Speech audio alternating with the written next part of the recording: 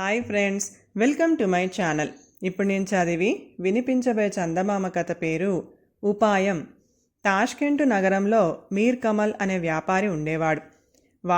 వాడి భార్య జమీరా తిండి కోసం వాళ్లను వీళ్లను యాచించేవారు. వారికి పిల్లలు లేరు. డబ్బు ఖర్చు చేయకుండా పొట్ట నింపుకోవటం తప్ప వారికి మరొక ఆశయం ఏదీ లేదు.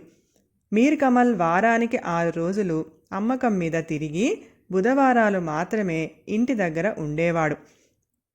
ఒక బుధవారం నాడు జమీరా కంటతడి పెట్టుకొని తన భర్తతో, "నువ్వు ఏమన్నా మొగుడివా? ఈ దిక్కుమాలిన కొంపలో ఒంటరిగా ఉంటే నాకు మతి పోతుంది. నాకు తోడుగా ఉండటానికి ఒక దూడనో గొర్రెనో కొంటే మిన్ను విరిగి మీద పడుతుందా?" అన్నది. మీర్ కమల్ 2 ఏండ్ల వయసు గల బక్క చిక్కిన గొర్రెను చౌకగా కొని తెచ్చాడు. జమీరాకు తోచకపోవటం అనే సమస్య పోయింది. ఆ గొర్రె అస్తమానము అరుస్తూ, అరవకపోతే దగ్గుతూ ఆ చుట్టుపక్కల మేయటానికి ఉన్నదంతా మేసేసింది. మళ్ళీ బుధవారం నాడు మొగుడు ఇంటికి రాగానే జమీరా కంటతడి పెట్టుకొని, "నా ప్రాణం మీదికి ఈ గొర్రెను ఎందుకు తెచ్చావు? నేను 4 కాలాల పాటు బ్రతకాలని నీకు లేదల్లే ఉంది.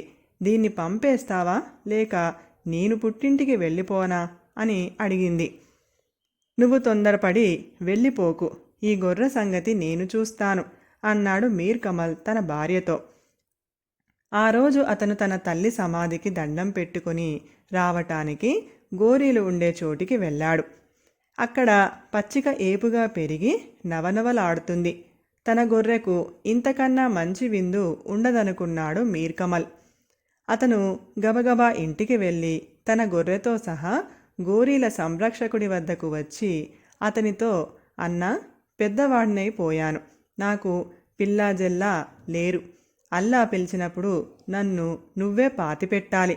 అందుకుగాను నీకు డబ్బు ఇచ్చుకోవటానికి నా వారసులెవరూ లేరు. కనుక ఇప్పుడే ఈ గొర్రెను నీకు ఇచ్చుకుంటున్నాను" అన్నాడు. అందుకు గోరీల సంరక్షకుడు అభ్యంతరం చెప్పలేదు. 2 నెలలు గడిచాయి. ఒకనాడు మీర్ కమల్ గోరీల వద్దకు వచ్చి తన గొర్రెను చూసి గుర్తించలేకపోయాడు. అది తెగ బలిసి కొవ్వు పట్టి ఉంది. దీని బరువు 2 మణుగులకు పైనే ఉంటుంది. ఇంతలావు గొర్రెను దానం చేయటం కన్నా బుద్ధి తక్కువ ఉండదు.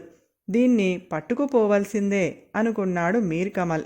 వాడు తిన్నగా గోరీల సంరక్షకుడి ఇంటికి వెళ్ళి తలుపు తట్టి సలాం కొట్టి, "చిచి, నా బతుకు చట్టుబండలైపోయింది. ఒక గ్రామంలో కుర్రవాడికి తడపర వస్తే అరచెంచాడు రసకర్పూరం ఇచ్చాను. వాడు కాస్త చచ్చాడు. నన్ను తాష్కెంటు నగరం విడిచిపొమ్మన్నారు. నువ్వు తట్టా బుట్టా సర్దుకొని ప్రయాణం కా" అన్నాడు. "నేను ఎక్కడికి?"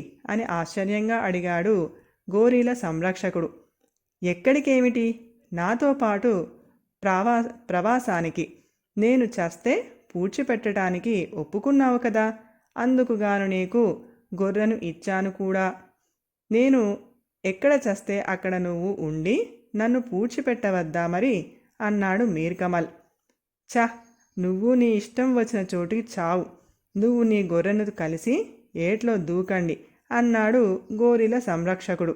మీర్ కమల్ తన గొర్రెను తీసుకొని ఆడుతూ పాడుతూ ఇంటికి వెళ్ళిపోయాడు. కథ సమాప్తం. ఈ కథ గనుక మీకు నచ్చినట్లయితే ప్లీజ్ లైక్ చేయండి, షేర్ చేయండి.